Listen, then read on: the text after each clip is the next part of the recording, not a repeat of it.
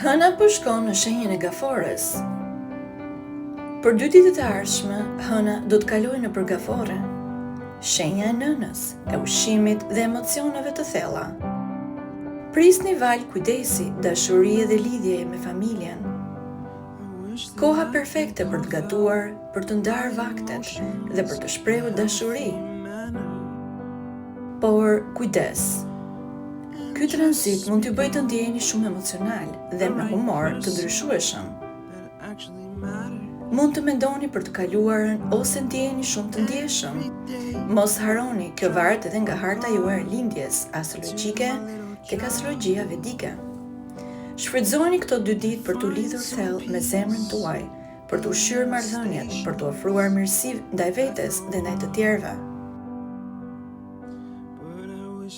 Gëzuar ushqimin e shpirtit.